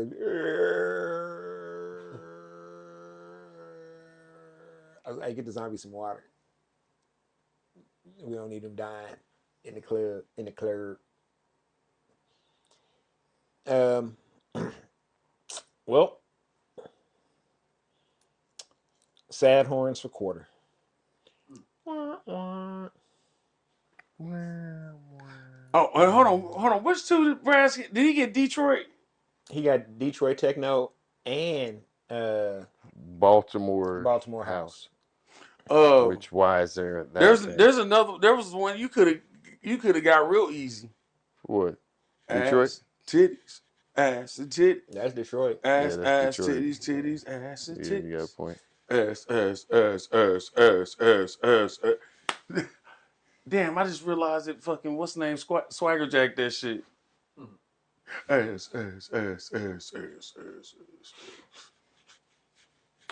But that's DJ Assault. Everything gets rocked right now. Well, I also said that when we came back, everybody was going to get one, whatever genre, no pushback. So, Brass, what you got? What I was coming up with, I thought I put on the list already. Did I put new shoes on the list? I can't wait. Yeah, I did, Nope, didn't I? I didn't. I don't think so. Yes.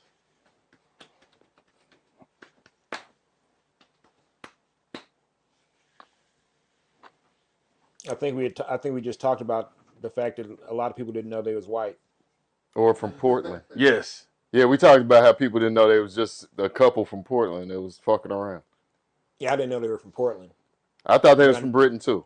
I figured Trust they me. were from I'm from Nor Yorkshire, something. Rockingham, Norway, something. North Bricklebreckle. Not this side of the pond, you know. Dude, British food is disgusting. You don't like beans on toast? Nah, not really. Bangers and mash, do you? Um, You don't fancy a bangers and mash? Not really. Mm. I'm. Bangers and mash actually is good. It's. I mean, depends But upon beans how on it's toast made. is not Bangers cool. and mash. Bangers and mash. Who did that song? I Shit. forget. Oh, fuck. Oh, who did that shit? Yo, goofy ass. Oh, shit. Was that fucking, oh my God, who did that shit? I think fucking dude that went all MAGA and shit. Gotta Google that shit. The British comedian. And Uh, then they found out he was fucking 16-year-olds and shit. oh, damn. Dude With the hair. from Get 'Em to the Greek. Yeah. Matter of fact, I think that was that in Hmm? Get Him to the Greek where he was singing the song. He was like bangers and bangers. I think that might have been Get 'Em to the Greek. Terrible. Russell Brand. Russell Brand. Yeah. Well, I couldn't think of his fucking name. Yeah, I was on drugs. I was just really a lot more happy with him when he was just a fucking jackass. And my boy Grant loves Get 'Em to the Greek. And I just be like, it's cool. But something about it just Furry always walls. Furry walls. just felt eerily real. And then to hear about all the Diddy parties and all that shit, and when that shit came out in trials, oh nigga, let's just Get 'Em to the Greek. That shit was real, nigga. That's all this is. Life slips you a Jeffrey. I don't know, Furry man. walls. I've been in some situations that make me scared about puffy parties because I'm like, wow, this is some wild shit. And I'm gonna be like, fuck, y'all doing this here? Y'all ain't really. Oh, you them know there type was peoples. absolutely a Diddy party that where he ended up having furry walls and the whole motherfucker. Furry walls. What the fuck is a furry wall, nigga? Oh, it's the wall at Diddy's character's apartment. There was a big like After they would smoke the plush. Jeffrey. After you smoke the Jeffrey, you go to the furry wall because you just sit there and That's how you calm down. How you you come don't down. OD. Smoke Yeah, a. you don't have a bad trip. Hold on. I need some help. Smoke a Jeffrey. Mm-hmm. Oh, a Jeffrey is beyond a Kansas City good time. It's weed, PCP, heroin, coke. What else did he say was in that shit? Hold on, I'm pulling it up. In the same thing? Oh yeah, he rattled off like 9, like it felt like it was like 8 or 9 things that are in the Jeffrey, and it was like, why do you call it a Jeffrey? He was like, because Jeffrey just seems like a really cool guy. You know what I'm saying? Nobody's afraid of Jeffrey. And I was like, damn, the psychology behind that is Everybody's afraid of Jeffrey right now. Wow. What's a Kansas City good time, PL? Or dare I ask? Just PCP? Hold on. The Jeffrey has weed mostly, got a bit of opium in it, some heroin, crunched up E's, Clorox, Damn. methadone, Wow. Subutex, Oh man. morphine, and peyote. Yeah, man. Some other stuff that's unidentifiable. And I think a little bit of angel dust, if I think I'm not mistaken. Keep it traditional. PCP. Wait, Like a drug Neapolitan. wait. Is that the whole quote from the movie? Yeah. Wait. He's like, why did they call it a Jeffrey? Where the fuck does the It Clorox was come weed mostly. from? What movie Got a is bit of that? opium in it. What was that, Train Some Just- Spotting? heroin, Just That a Train bit of- crushed Spotting up or something? E's, Clorox. The No, Clorox- that's the from Clorox Get Them is to the Greek. is part. Oh, see, I ain't seen that shit. Clorox, I'm sorry. methadone, Subutex, Clorox is- morphine, I'm gonna say the Clorox is a no peyote. for me. It's the Clorox that turned me My on. nigga, you gonna smoke that? With Clorox on it? You gonna smoke Clorox, man? God, no, you trying to get high. The vapors is enough. You Shit, gonna this is- burn it? This sounds like too much to get high. Fuck. Because I'm making a drug or a bomb. What the fuck am I doing? All that other shit in there, and I'm gonna focus on the And Clorox. I'm supposed to put this shit in my 'Cause- body. Cause the Clorox is the one thing that I'm worried about right now. Man, look, the Clorox is probably the safest shit on there. Hey, I'm really worried about the Clorox though. Man, he said opium. All bit of that other shit heroin. is drugs. Clorox ain't. Hey, Clorox. All that other Nigga shit still don't is know what drugs. is in Clorox. That Oh, other my shit is God. Clorox. What actually is Clorox? The Clorox. That is means just, it's antiviral, though. that's just meth. Oh, my Is God. Clorox in meth? Probably. Yeah. Look at PA. Yeah. Oh, man. Shit, what's Yeah, not in sure. Right. Oh, my God. Any of your backdoor shit that you got, any of it, any shit Man, you they got be- in your garage. Nigga, when they say Smoking monkey bathtub, nuts out yeah, here. when they say bathtub meth, nigga, they You can make you meth really with mean anything. bathtub Comet. meth, nigga. Shit, we in here. Rock this up with some Comet Got real some of quick. that meth to do. It's Shit. called a Jeffrey. My song is Moon by JD Beck, Mm. by Domi and JD Beck, featuring Herbie Hancock. Okay. Okay, Mr. Creative. You took it back. Not really. It's only a couple years old. Oh, you talking about the new Herbie Hancock. Well, it's not his album. It's Domi and JD Beck's album. It's their song. He's just featured on it. Mm.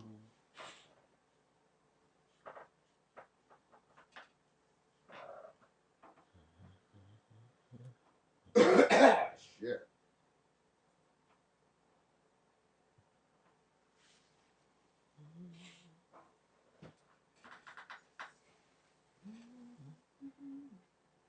When did this come out?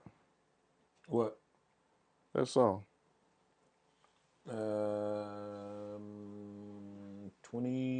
2022, Really? 23, maybe 24. Shit.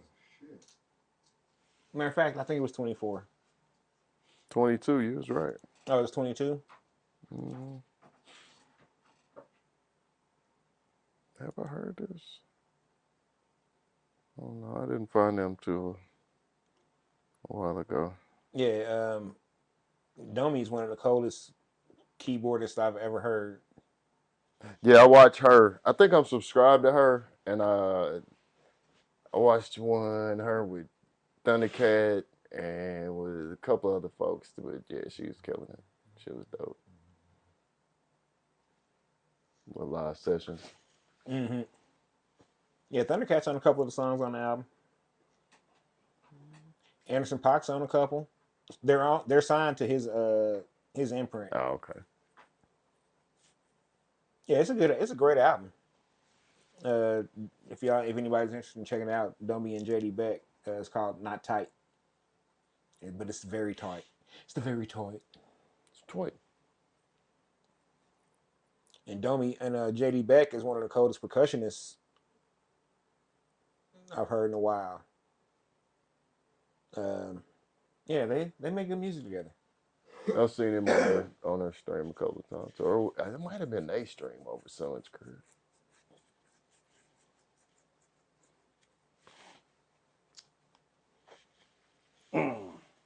I seen her on Mono Neon stream for a little bit.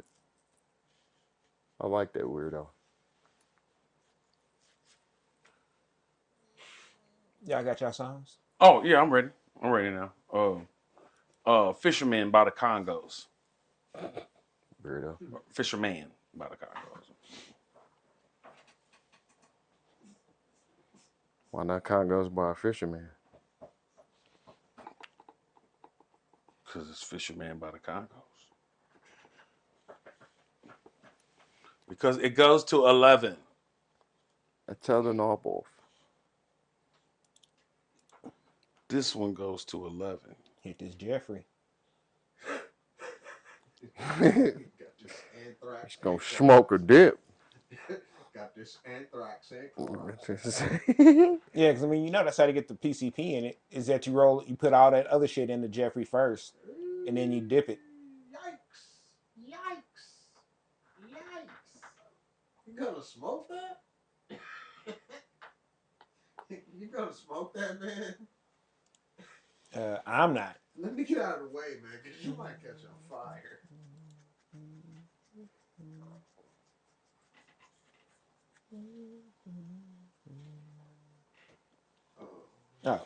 You got a song for him? Who, me? Yeah. Oh, E40 Rapper's Ball. Some old hood shit. Yeah, I had to go back,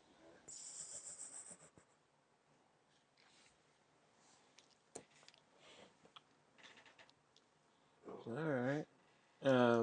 Well, time for the funnest part of the. Uh-oh, here the fuck we go. man. Set up brass Oh, again. it got cut. Damn, y'all cut my Chicago House song. That was not Chicago House. Damn. Fuck all y'all. As you see, we have our dice assignments How here. you really feel? Playlist categories. Um,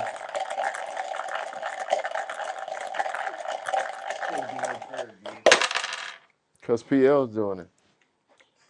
now, Look at him moving his fingers. He rolling them back. He's setting them I up ain't right moving now. shit. He's setting them. Got magnets in it, magic or some shit. We have our assignment Y'all hear that? dice, It moved. our playlist dice, and our pushback die. It moved. So let's see what we're working with for next week. Oh man, It's me. it's hilarious. And it's Detroit House again. Jason. Oh yeah. Is our playlist selection for next week. Push back on any Drake song. And his category is Quiet Storm.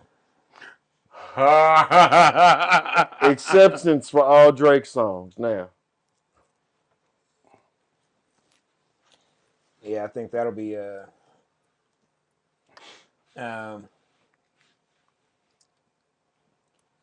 I'm gonna get AI if to he's still have watching, do Albie you want to Shore roll for sing pushback? Soldier Boy. Oh, he getting pushback.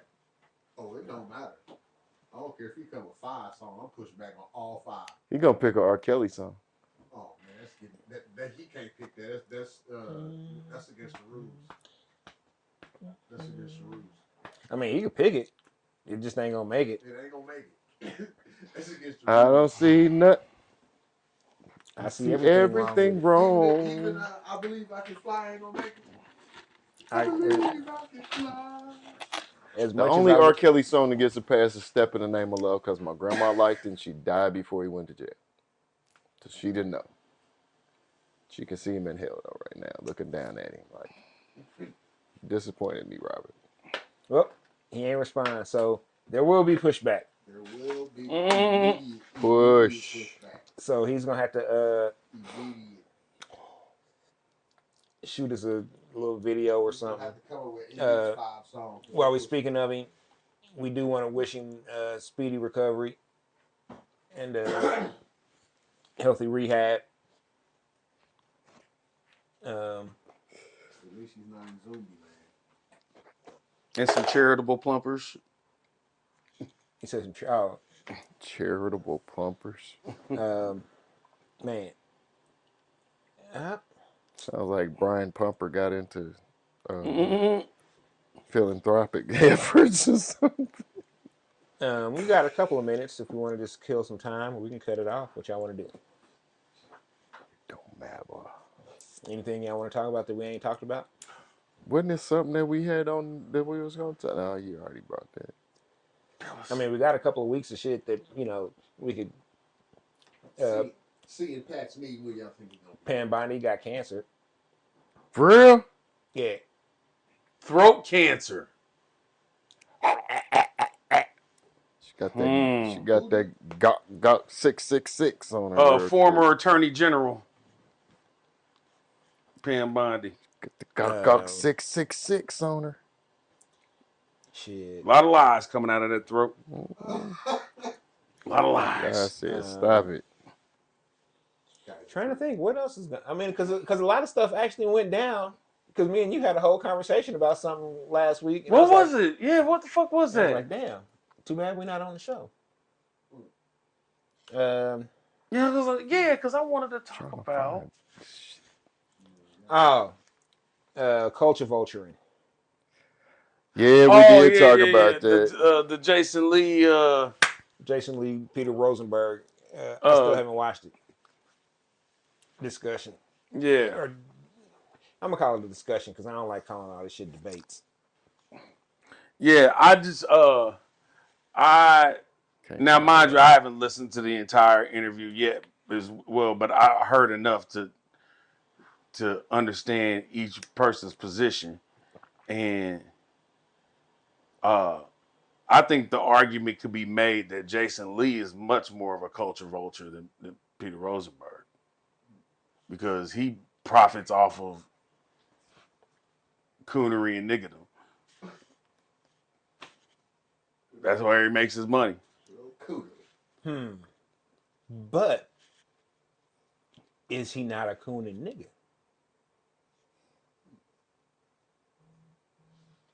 Because I think he's a coon and nigger to a degree, so I don't believe that's culture vulturism. I think that's just him capitalizing on what he is. He just being himself. And the whole deal of when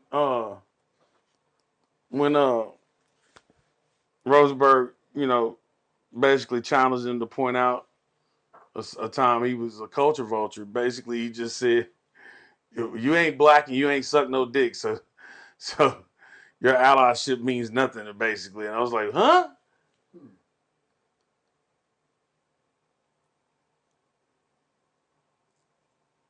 Like, that's interesting. Yeah, and I don't sit here and tell people that they gotta like Peter Rosenberg, but I don't think he's ever come across as disingenuous. I'm assuming the sucking dick was about being gay. Yeah, because Rosenberg had said, because that just seemed like a really weird thing for hip hop. No, because he was saying, after the Diddy Party shit, nothing is like out of. I was just having this conversation with somebody the other day. I always thought it was weird. This nigga suck my dick. No. Why would you want that? Why? Why would you tell an enemy to suck your dick? They might bite you. That just doesn't make any sense. Basically, he was saying, like, if you're not part of these cultures, then you can't, like, anything you do within them is culture vulturing. You know what I mean? I mean, like just being an ally to marginalized people isn't enough. It is basically what he was saying. Like, he's basically, you got to be in the shit.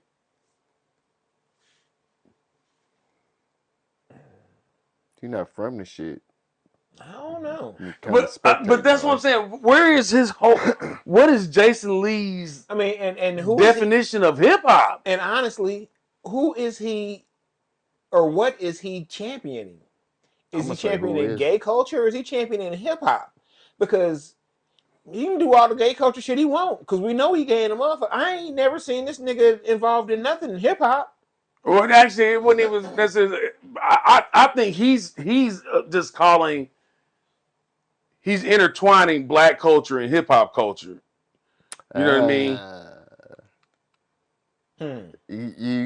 You can do that if you want to, but you also have to. If he's claiming gay culture and trying to separate black culture from gay culture, you can't do that either. It's No. technically, most of that culture is adapted from what gay black people was doing. But my whole thing is like Jason Lee is in the tabloid business. You know what I mean? Like straight up, So he's he's in the gonna make it tabloid salacious. business. Yeah, he's in the business of that. Uh, he's just in the business of controversy. And I honestly, I bet you the dude ain't really got nothing against Peter Rosenberg. It's just made money and hits for him to call Rosenberg a culture vulture. Oh yeah, It's just being messy to be messy. it's like the episode of Boondocks when before they went on air, Huey was like, man, they really can't stand it, but they was all making deals and shit, and he saw that shit behind the scenes and was like, oh man, it's bullshit. Mm-hmm. Yeah, Uh, two wings of the same bird. so yeah, like I know people would like to find reasons to hop on Rosenberg, you know what I mean, for one reason or another. Uh, but I don't really have a issue with Rosenberg. I think that he understands he is a guest, and I feel like he's okay with that. I don't see him trying to be more than that. You know what I'm saying? mm-hmm. Um, yeah, I don't feel Rosenberg's out of pocket on too much of any of it because he just I think that there are some people that take offense to him having a critique of what they consider black culture, but really but he's he's talking about hip critiquing hip hop, hop yeah, culture. and even though hip hop culture is you know dominated percentage wise by by black people, and so therefore probably black culture to a degree, it is not black culture. It is not the end all be all. We are not monolith. Right. And Um, and Rosenberg ain't trying to be a leader of black people. at all. ain't never purported to, or you know what I mean, or aspired to no shit like that. Nah, that's why I don't have any real issues with Rosenberg. He'll say something stupid in my opinion from time to time. Like Jay-Z saying graffiti is beautiful in certain places. Yeah, that's just beautiful wherever it is if it's beautiful. Now, if it's some old bullshit ass throw up, yeah, of course that's trash. Sandblast that shit down. Let's Yeah, go. tag ain't graffiti. That's a tag. But shit, some real work. Oh no, nigga, that shit's hot. I don't give a fuck where it is. Right. Shit. But that's me, Black Jesus, protector of the culture. Champion of the culture. Um, man, appreciate everybody who tuned in tonight. Tune in for the rebroadcast. Uh, Make sure that you like, subscribe, share. We coming up on summer. Had Memorial Day weekend last weekend. Quick shout out to my pops, Clemmy Austin, better known as Papa Jack, All turned right. turned 89 on May 25th. Woo. Um, got him a new phone. He kicking it. Um, it's the last weekend of May, which means that the next time we gather together will be First Friday. Um, shout out to 18th and Vine, I guess, for finally finishing the damn pedestrian walkway. Oh, it's done? Mm-hmm. Yeah, it only took over, a little over a year. Mm-hmm. I don't know how, but I guess I'm not supposed to complain about that. I will complain about the $4 million that the city gave certain entities in the district, but Mutual Musicians Foundation was completely ignored. Mm. Mm. Got to get on TV more. Yeah, well, it's funny how they talk about the history of 18th and Vine, but they never mention us. Mm. I just, it's cool. And on that note, King Petty out. Y'all be good. Be good to each other. Smoke weed every day. Yeah, man, shit. Smoke some dope. Fire up the grill. It's grilling season. It's really grilling season. I don't know. I'm either gonna stop at Home Depot when I get off work in the morning, or I'm stopping at Walmart because fuck it, I can say it. Walmart had these brisket bratwursts. Okay. Nigga, I only had one of them. Brisket Yeah, they got bratwurst. ran through. I only had one. Oh, nigga, that mother. Well, it's a Yeah, you brisket was telling me sausage. about that. You was It was telling a me. brisket sausage. My bad. Uh, Mm. oh, that motherfucker was fire. That motherfucker was fire. So I'm looking forward to getting some more of them. I might grab some of them. Cause I'm gonna be, hey, one of these nights I'm gonna start grilling when I get off. Hell yeah. Go home, get home about six in the morning. Go ahead and throw some coals in. Fire up. Best time to barbecue anyway, early in the morning. Oh, it will be, but when the real summer roll around, Mm-hmm. cause it'll still be halfway cool. Mm-hmm. My garden is well, I got a couple things that are growing cool. Had to replant some stuff, and I'm probably gonna have to wind up replanting some of the stuff I replanted because the seeds don't look like they popping for them either. Mm. Um, yeah, but that's neither here nor there. We out of here. Y'all be good.